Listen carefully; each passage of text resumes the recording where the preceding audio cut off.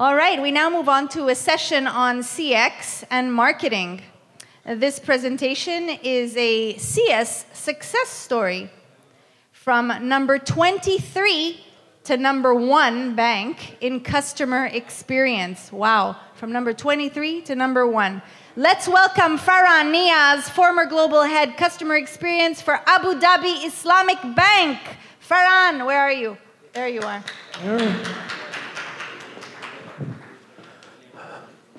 Good evening, everyone. Good to see you. Thank you very much, Terbiz, for inviting me. Hamza, thank you very much. We're going to talk about something very interesting today. I've heard a lot of presentations since morning and makes my heart very, it becomes bigger because I've been hearing the word customer experience constantly. Being the champion of customer experience that I've been with for the last 25 years, we're going to talk about customer experience, specifically only about customer experience, a little bit related to digital as well in a little more detail. So I absolutely love what Steve Jobs has done to the world in terms of customer experience as well. Get closer than ever to your customers, so close that you tell them before they know what they want. This is the level of experience that you want to reach, where you know what your customer requires before you actually anticipate it. I'm Faran Niaz, listed amongst the top 100 global CX thought leaders of the world. I have also previous experience with Mashreq Bank. I've been head of customer experience for Citibank as well, and director of customer experience for Abu Dhabi Islamic Bank. About a year ago, I've started my own consultancy, CX Future. I am listed and a part of some of the top global customer experience organizations in the world, some as a patron there. Recently, I've also with a collaboration of 18 top global customer experience leaders in the world, we have written a book. It's already a bestseller on Amazon. I would encourage all of you to get this book. You will find an amazing articles inside. Also, my podcast for 2022, out of all the podcasts in the world, as the most downloaded podcast and watched podcast in the world. And you can see some of the top names over there. Ron Kaufman is there. A lot of other my colleagues who I personally meet, and I'm a very big admirer of all of them. These podcasts are available. I'm a storyteller. You would find some amazing customer experience stories in these podcasts. One more, I'm also awarded as the most experienced judge in the world. I've done over 30 to 35 events globally in every part of the world. Wherever there is a customer experience competition, I'm invited as a chair judge. I'm not sharing these things to boost myself, but I'm sharing these things because I'm a very proud Pakistani. There is a very few Pakistanis who have these kind of in customer experience. So I feel so proud presenting and telling them I'm from Pakistan, and globally I represent myself in these events. Now, we've been talking about customer experience. Do we really understand it? Does everybody really know what customer experience really stands for? And I always ask this question: what is the difference between customer experience and customer service? I'm not going to embarrass anyone here, but trust me, ask yourself, you would not be able to answer. It's a very simple thing, but very few people know the difference between customer experience and customer service. I'll put it very simply. Customer service is purely transactional. Customer experience is the entire journey. I checked into the hotel yesterday, went through many different layers of experiences. Those are my moments of truth. There was service in between where I asked for something and I got it. And then there were things that inspired me or impacted me. That was part of my experience. Before I go into that experience, because I've taken a few notes, let me just quickly tell you what customer experience is. It'll give you an idea.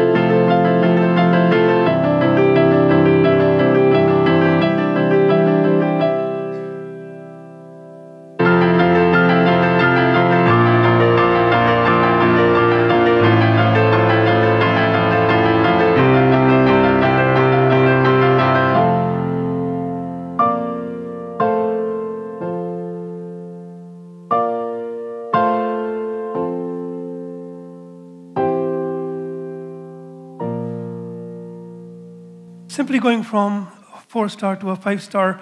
Somebody asked me this question, what is the difference between great customer experience and exceptional customer experience? And I said, whatever you're doing today, improve it by 10%. A little bit of improvement is not a rocket science. A little bit of improvement from a customer point of view brings it to the next level. This is me yesterday when I checked in. Do you know what this is? This is the check-in counter at this hotel. By the way, lovely hotel. Beautiful place, great experience. The room is amazing, everything. But that's my view. I see the back of a computer, and there is an empty bowl here, which I have no idea what that is for. And these are the things from a customer experience perspective. Everywhere around the world, when I go, you see the computers are not at the eye level of the people who are serving you, but they are at the ground level, so that there is a direct interaction between the people and the customer who's standing there. Plus, I saw some amazing, beautiful bouquets of flowers, and when I closely looked, they were fake flowers. And I said, how difficult is it for them to every day put real flowers? This country has amazing flowers here. I was pleasantly surprised when I walk into the elevator lobby. Wow, beautiful, real flowers over there. When I walked into the room, the door was locked and the window is locked, and it says, sorry, due to security reasons, the windows cannot be open. And I thought, great, okay, but why can't the window be cleaned from the outside? I could not see anything because window was not clean. However, and also, this is the lock. I'm sure all of you must have. It could have been closed, but in a different way. Idea is not to pinpoint anything. The only point I'm making, this is customer experience. And on top of that, the lady who served me was unbelievable. She upgraded my room. Not only that, she offered me the membership of Accor. I said, I don't have any things with me. She said, no problem, I'll find you with your email address. So as a customer, do I remember this lady who was so good with me, or do I remember these things? Customer experience is all of this. So whatever you are doing in digital and everything, please make sure that from a customer perspective, look at the entire journey. It has multiple moments. Each moment needs to be a winner. One moment failure, the entire journey will fail. When 100 organizations were asked recently, 91% of them believe that they're customer-centric. You go to an organization and say, do you do a great job in customer experience? Yes, we are very good. When you go to the customers of the same organization, only 10% of them agreed. Do you know your customers? Do you think that you're doing a great job? And have you ever gone to your customers and asked them, we think we're doing a great job. We are offering you everything. What do you think about us?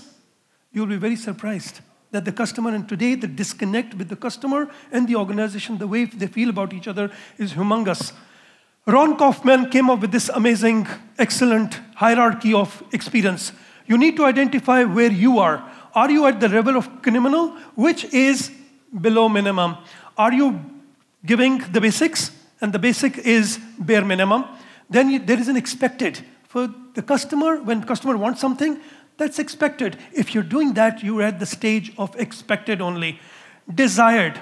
Customer wants something else. There is something that customer prefers. Next stage is the surprising. This is where it starts turning service into experience, when you start surprising them. Here, sir, you had a standard room. I have upgraded you. Now you are in an upgraded room. Wow, thank you so much. I'm pleased. That's a surprise. And unbelievable is where the customer is not expecting, and that's what you do. And I would give an example of Ritz-Carlton, which is known as the North Star of customer experience. They know you, really. If today you order something, next time when you stay with them, that thing is already in your room. Every staff member, every month, is given a stipend of $2,000 each. They have hundreds of staff members all over the world. Everyone has $2,000 to their disposable, no question asked. They can spend it on the customers. And you know what their tagline is? We are ladies and gentlemen serving ladies and gentlemen. That's how North Star becomes. That's the level of unbelievable where you need to reach. I have heard a lot of notions today. Generation Z, Generation Y, Generation X. Rizwan talked about Generation Alpha. Let me tell you what really is the generation which is coming. And we all need to align to that. And that's called this. If I can find it, yeah. Did you hear that? That's the balance of power changing. We are your neighbors, your brothers and sisters, co-workers, kids, your grandmothers. We're the driver sitting at the red light next to you, the other passengers on the plane. And now we have the power. It used to be Madison Avenue, census data, focus groups, secret shoppers. It used to be jingles, endorsements, infomercials, coupons. It used to be, the customer is always right, said those who didn't listen. But that was yesterday. Today we found our voice. We are strangers, but we are organized. We won't wait for your big data. We want whatever, whenever, wherever. 9 to 5. We live 24 hours a day. We are a moving target. We move fast. We are a movement. We are cutting cords, changing the way things work. Status quo, status no. We brought down the taxi industry, but we are not the enemy. We are your opportunity. We are growing, getting better at getting better. We are your path to success, if you can keep up with us. We'll be on the winning team because we'll pick the winners. We are not millennials. We are families with more Facebook followers than you. We are not baby boomers. We are grandmothers who order Christmas gifts from a touchscreen. Gen X. Gen Y? No. We are Generation CX. And you can be too, if you listen to us. Create for us. Join us. Generation CX. That's the new generation. It includes everyone. Did you hear that? It includes everyone. And a very simple message here. What are they saying? Used to be customer is always right, which is today is always right, but still it means that you need to listen to the customer. Whatever, whenever, wherever, we are not 9 to 5, we are 24 hours. We choose, we are the power. We are your path to success if you can keep with us. There's a lot more detail which are available on Generation X, so if anybody is interested, I can share that later on. But to me, this is the future, and this is where organizations need to move towards. Golden Circle. If any one of you who have not heard Simon Sinek, my humble advice, please register to Simon Sinek. He probably is the best person in terms of giving advices in customer experience. So he came up with this Golden Circle. He said organizations are always thinking from outside to inside. It's always what we do, how we do it, and why we do it. I am a trainer. I train. I have a gym. Please come and train with me. That's what normally a trainer probably would be saying. Simon Sinek said, no, it needs to start from the center. You need to first identify why you're doing it. And then you need to define how you do it, and then what. Like, for example, we believe that people live with their best life when they begin to a community. The way we create a community is by connecting our members. We just happen to be here at the best yoga session in town. Want to join us? The same trainer is actually saying why we're doing it, what we can do for you, how we do it. Now come and join us. As a customer, I'd be more intrigued because I know that there is a purpose, there is a mission, there is a value behind it. I'll go to this organization rather than somebody saying, oh, come to me, I have these features. Oh, by the way, this is how I do it. So this, Simon Sinek, this model has really caught up, and most of the organizations globally, including Amazon and everyone, are utilizing this particular one. We've been talking about customer centricity. Do we really know what customer centricity really is? Are we designing our entire journeys based on customer comes first? Digital comes first, everything comes first, but actually customer comes first. I've specifically or deliberately picked up some examples from top organizations. Let's look at Toyota. It's not about the car. It's about making customers fans for life. Let me pick up a couple of more. Like Ritz-Carlton says, ladies and gentlemen, serving ladies and gentlemen. Virgin Group, there's always another way to satisfy customers. These are their taglines. Every organization's tagline or a vision is purely defined around the customer. Go back. I am sure all of your organizations have a vision and a mission. Do you have a separate mission and vision for customer experience? Please ask your organization, where is my customer experience vision? Does my front-end staff and everybody in the organization know the vision of my customer experience? Coca-Cola did a survey They went to an organization. Randomly, the CEO went into the organization, back-end operations, say, please, gentlemen, what do you do here? I'm just a entry data person. What's your role in customer experience? He said, I have nothing to do with customer experience.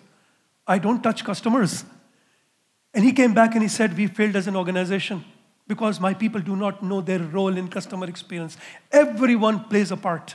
And those are the organizations which are truly customer-centric, where everyone understands their role in customer centricity. I gave you the example of Ritz-Carlton, and there is a reason why Ritz-Carlton is called the North Star of customer experience. These are all digital-driven organizations. But look at what's happening here. Zappos, if you ask me, yesterday I was in the plane, I was coming in, and I just wanted to play with ChatGPT. And I said, give me the list of top best customer experience organizations in the world. And I was not surprised when Zappos' name comes first. It's Zappos, it's Amazon, and McDonald's, these are the names that come up. Zappos, I had the privilege of going there. I had the privilege of meeting the CEO, Tony, in Zappos as well. So Zappos, we respond to every single inquiry, whether it's via phone, email, live chat, Twitter, Zappos blog, or Facebook. Every single, they respond. They're talking about thousands of them. 1,100, they have people in the call center. They take more than 15,000 calls a day. That's the number we're talking about. CEO Tim Cook reads and sometimes responds up to 100 customer emails every day. Their entire TMQVC, Denim & Co. proprietary fashion line was built on suggestions and comments from the customer. Entire lineup from the comments of the customer. Comments, not CEO Jeff Bezos forwards emails from unsatisfied customers to his team and demands a fix within hours. These are the people who've done it. And this is the reason why they've done it, because they're still involved. From top step to the bottom step. 100% of the customers are people, 100% of the employees are people. If you do not understand people, you do not understand your business. This is Simon Sinek. I was supposed to talk about how I took the bank from 23rd to 1, which is a very big discussion. But I just wanted to tell you that there are certain pillars. And if you fulfill those pillars, and you follow those pillars and make sure that customer experience, all aspects of customer experience are taken care of, you will have a very successful. So you start with a customer experience strategy. You design your experience. Employee engagement is number 3. It's right on the top. Voice of the customer. This is where you get the feedback of the customer. Metrics that matter. And organization alignment, which is the customer culture. This whole, it's simple. These are the pillars. Make sure that each of these pillars, and we can separately talk about pillars, whoever is interested, I'm available. This was my module. I made sure that all of these pillars, I created my own framework and followed these. And I will share this presentation with you. So because I've been told that time is short, so I probably would not be able to go into details. I want to cover a few more interesting areas. If you can't measure it, you can't manage it. What's measured is improved. How many of you do voice of customer, NPS? How many of you know NPS? How many of you know NPS, Net Promoter Score? I'm sure quite a few of you do NPS, right? But unfortunately, NPS, and I had the privilege of being in conversation with Fred Reichel as well, who's the founder of NPS. And NPS, unfortunately, has now become the pinnacle for all organizations, especially in the West and UAE. But that's not the only indicator. Organizations forgot that there are other very, very important indicators. I just wanted to ask you, before I move into the indicators, so when we talk about matrices and voice of the customer, I call it voice of the business, not voice of the customer. Because voice of the business is part of multiple voices. What is it? The first one is voice of the customer. That's what you do, NPS, voice of the customer. And I'll talk about some other matrices as well. Then it's voice of the employee. Do you ever go back to your employees and ask them, how do they feel about the organization? How do they feel about the product? Will they become the ambassadors of that product? Probably, as per survey, only 7 to 10% of the organization do voice of the employees. Then there is voice of the process. Do you understand each process? So when somebody comes and does a specific, somebody comes to the teller, I want cash. The moment this person goes back, a server needs to go and say, how was the transaction? How were you served? That's the process. So you need to measure process at each stage. That's when you understand if your systems and your productivity is working or not. And last of one is very important, which is voice of action. Does anybody know what voice of action is? When we go back to the customer and ask for voice of the customer, we have thousands and millions of customers. Some organizations have more than 1 million customers. Do we go to everybody and ask them? No. There is a very small percentage of sample size that we do. What about the other customers? Their voice is important as well. That's where you need to go and listen to them and see what they're doing, their action. People are going and writing on your social media. You need to do the sentiment analysis and see what kind of sentiments are coming in. Somebody used to use your credit card frequently, but over the last 3 months, the transactions have declined and the balance is going down. That's an action that the customer has taken silently. Good organizations are studying the patterns of their customers, and that becomes the voice of action, where you understand, and this whole becomes the voice of the business. I was talking about probably would not have time to go through all these indicators, but there is Net Promoter Score, their customer effort score. Wrong to ask NPS at every stage. NPS is loyalty index. Loyalty comes after you've been with the organization for some time. The question is, how loyal are you? Would you recommend me to your friends, and will you continue doing business with me? But imagine somebody has just joined your organization. The first time I'm checking into a hotel, are you going to do an NPS with me? No, you are going to do a CES. That's called Customer Effort Score. How easy or difficult was it to do business with me? And somebody comes to your branch and you say, you do a transaction, you don't do NPS, you don't do CES, you do CSS, Customer Satisfaction Survey. Are you satisfied with the service you got? Satisfied, dissatisfied, very satisfied. It's a scale of 5 to 7 scale. There are different ways and different indicators for different purposes. Good organizations know where to do which kind of and on the right-hand side are the new set of metrics, which probably only 1% of the organizations in the world are doing. Fred Reichert has just written his book, Moments. In his book, he's written a new indicator. It's called earned growth rate. Zappos has come up with another one which is called net trust rate. Please, anyone who's interested in this, I can give you the formulas and details of these new indicators. Organizations have started utilizing, moving from the traditional indicators to the new indicators as well. Tony Heist, I told you about Zappos, listed amongst the top 100 thought Fortune 500 leaders. Let's make most of the money we would spend on paid advertising and paid marketing and instead spend it on that investment in customer experience. And then let our customers do the marketing for us through the word of mouth. That's what they do. I'll give you one example. I was in Zappos and I said, why you guys are so good?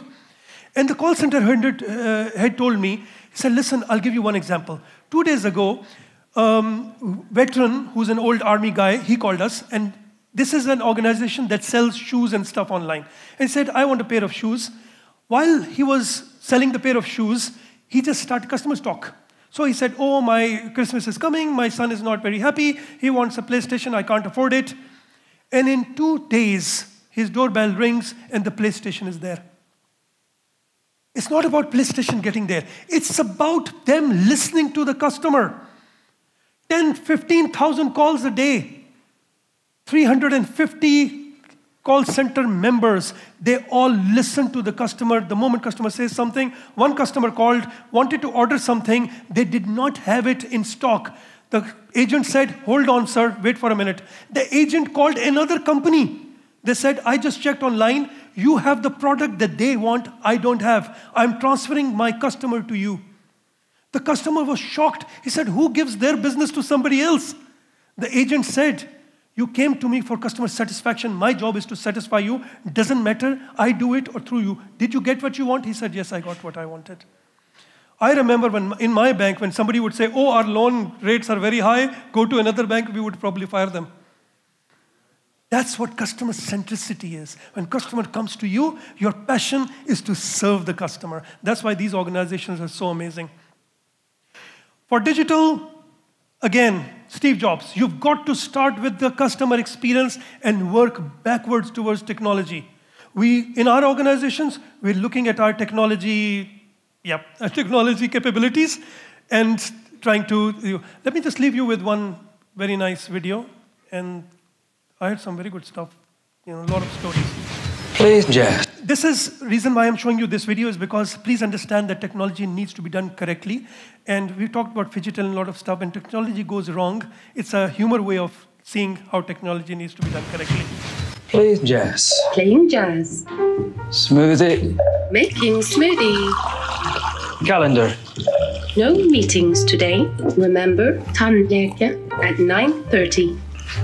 Fire off. Fire off. Open door. Door open. Sånn. Så skal vi sette en til. Ja. Open door. Wrong voice command. Open door. Wrong voice command. Open door. Repeat that. Open door. I didn't understand that. Hey, open door. Play on the floor. Sick on the floor. Get over the floor. Open the door. Wrong voice command. Error. Hey, with a rock. Open door. Open door. Open door. Open door. Higher. Higher volume. Higher. Higher. Sometimes the traditional key is the right way to go. I wanted to talk about phygital, but okay, I know my time is done. Please, I'll leave you with one last, with Disney. Disney is you go to Disney, they make every person feel like a king and a princess. But whatever you do, do it well. Do it so well that when people see you do it, they will want to come back and see you do it again and again, and they will want to bring others and show them how well you do it, what you do. This is me. This is what I wrote. This is my saying. And customer experience is about promises made and promises delivered. Experiences become exceptional when promises are consistently delivered above expectations. And you can connect with me. So thank you.